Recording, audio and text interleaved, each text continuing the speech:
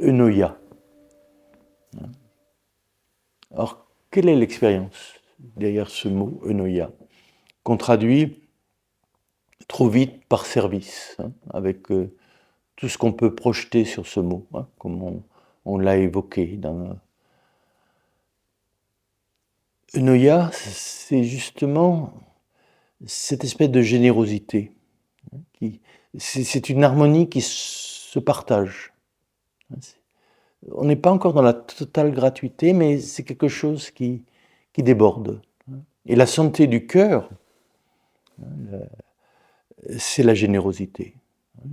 L'avarice, la possession, la façon de s'agripper sur les choses, sur l'autre, sur les possessions, là on est dans la pathologie. La générosité, c'est vraiment la santé du cœur. Et remarquez, quand on est dans cet état de générosité, on est bien. On est plus qu'amoureux.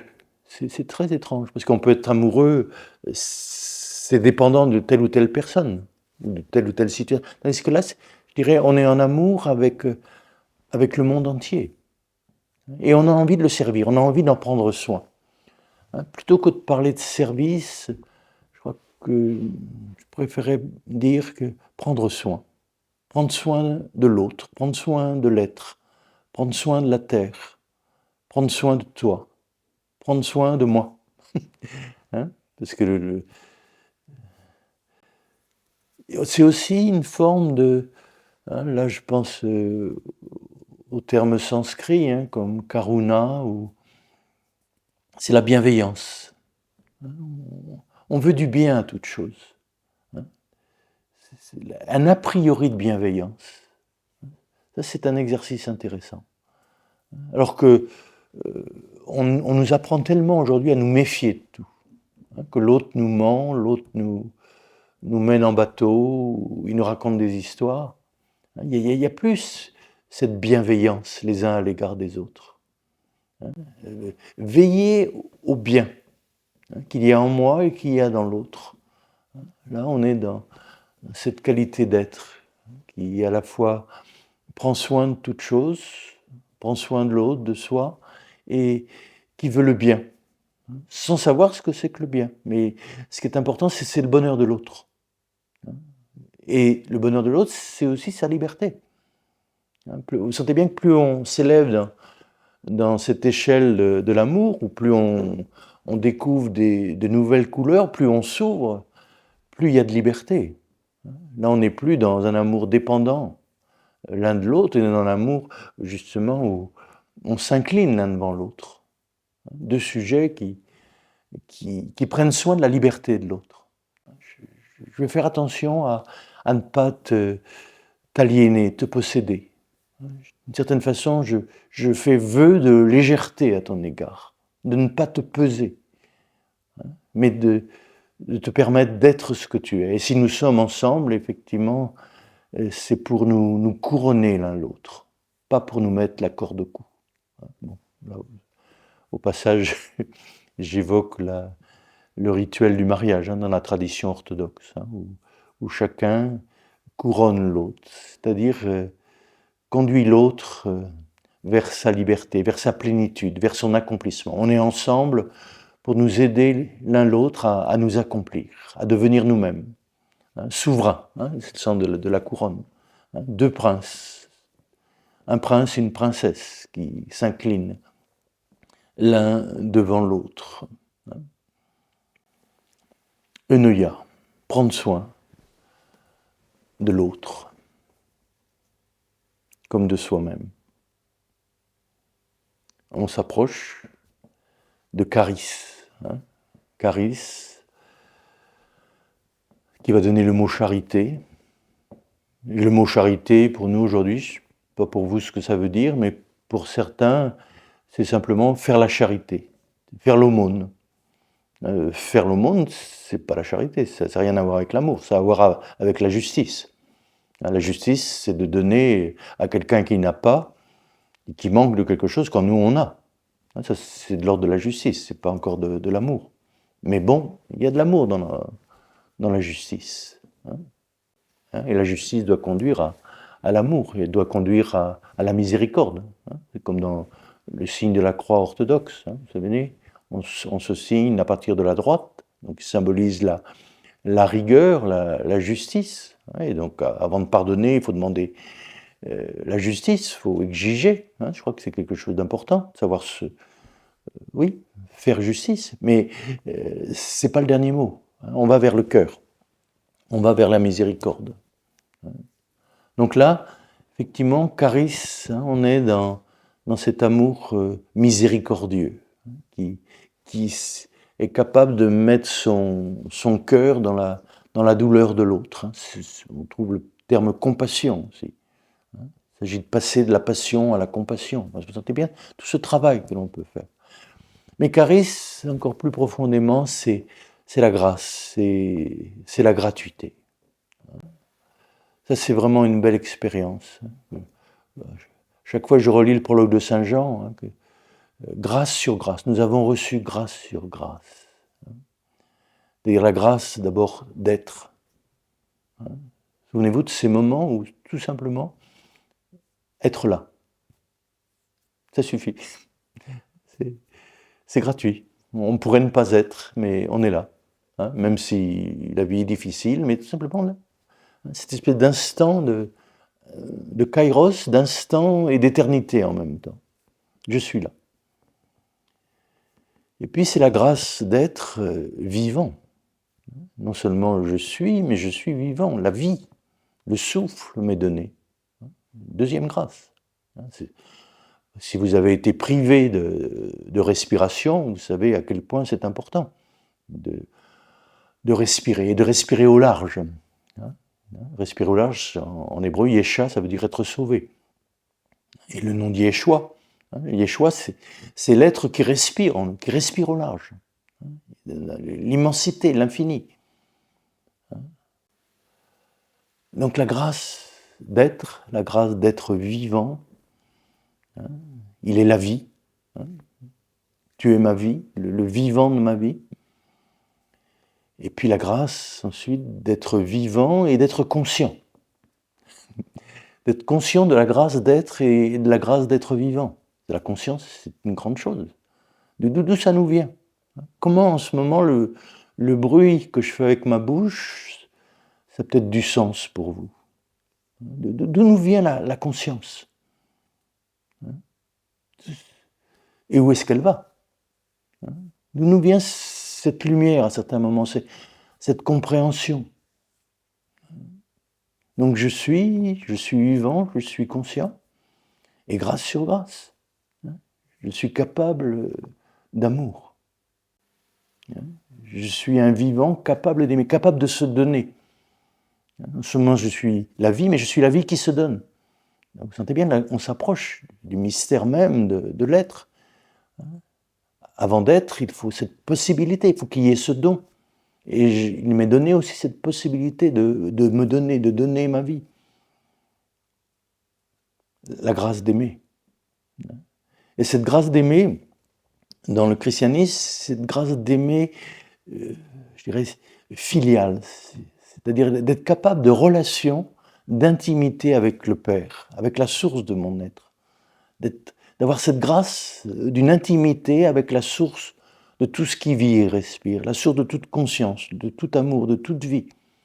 Avoir une intimité, ce qu'on appellera la grâce filiale. Grâce sur grâce, charis.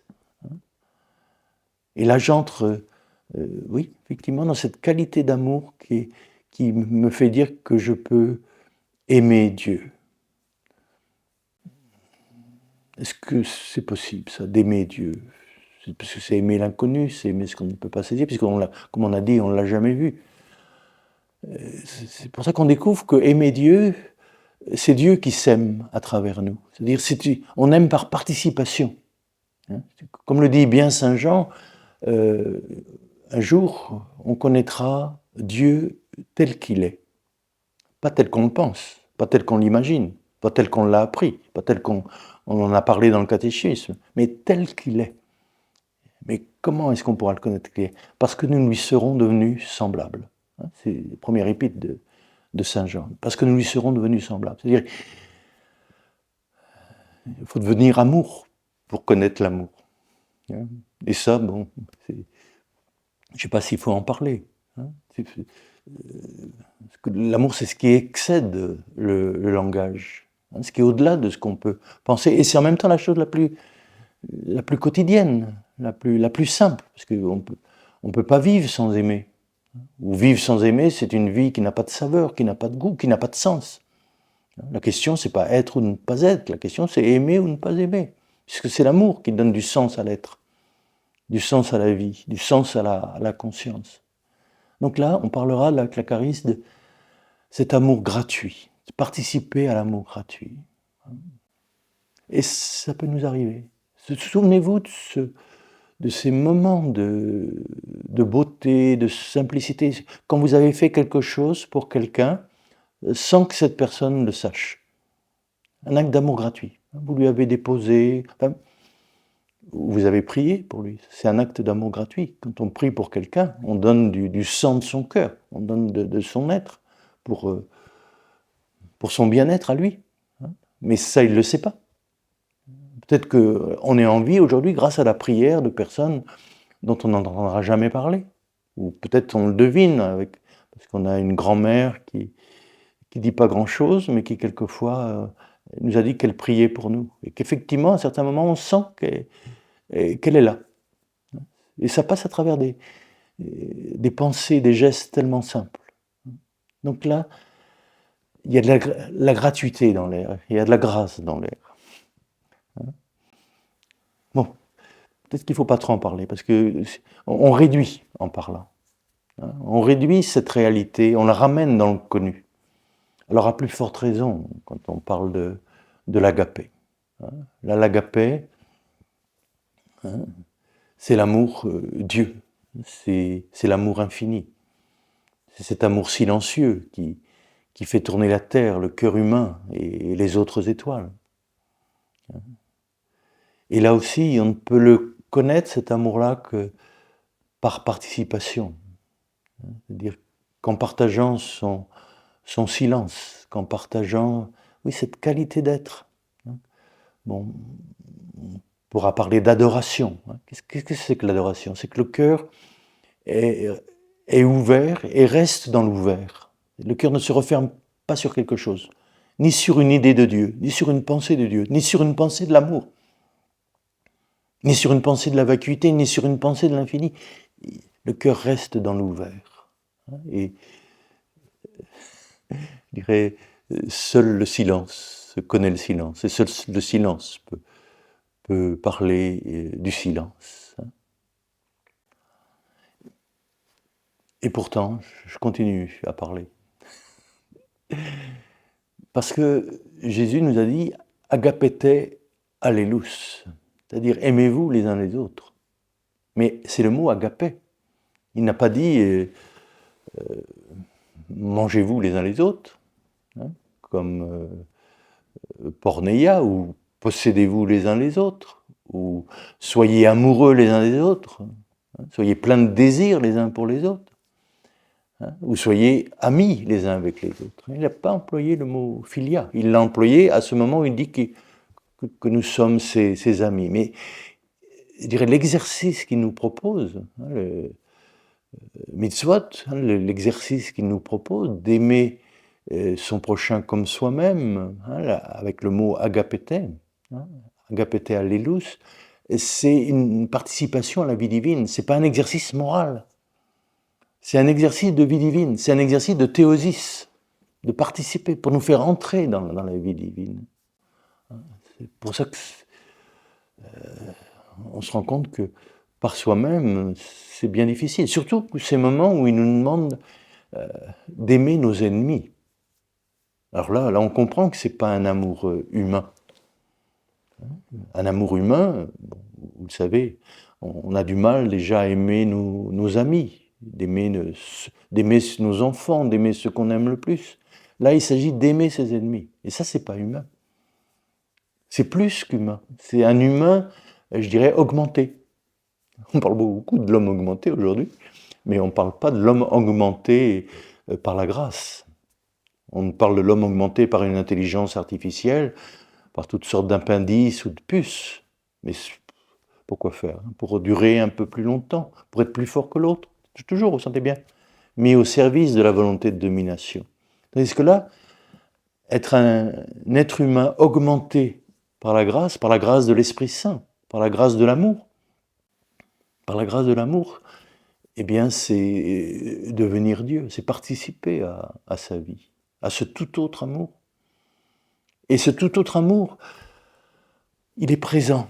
C'est pour ça qu'il faudrait redescendre l'échelle maintenant. De savoir que cet amour, il s'est fait chair.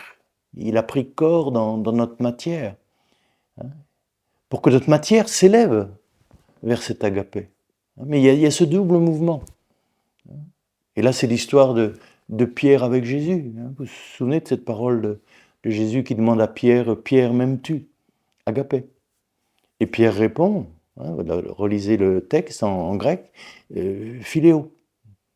Tu es mon ami, tu sais bien que je t'aime. Et Jésus recommence, « Pierre, m'aimes-tu » Philéo, de nouveau. Comme si il ne pouvait pas comprendre qu'il y a un autre type d'amour. Que Jésus soit notre ami, oui, mais que Jésus soit Dieu, dans le sens où il incarne l'agapé, qu'il incarne cette qualité d'amour qui excède tous les amours, tous les niveaux d'être, ça lui échappe. Et pourtant Jésus, on dirait qu'il veut être aimé, qu'il veut nous initier à cette qualité d'amour infini et souverain et silencieux. Et à la fin, Jésus prendra le langage de Pierre, Philéo, m'aimes-tu, donc soyons amis, mais nous ne sommes pas faits seulement pour être amis, nous sommes faits pour entrer dans cet agapé. Bon, les mots sont bien pauvres pour parler de l'immensité de cet agapé, de cet amour-là. Et pourtant, c'est cet amour-là qui nous aime et nous rend capables d'aimer. Et c'est vers cette béatitude, au-delà de tout plaisir, de tout bonheur et de toute joie. C'est dans cette qualité d'être, de relation, d'intimité que nous sommes appelés. Que l'Esprit Saint nous aide et nous ouvre le cœur à cette dimension de l'infini.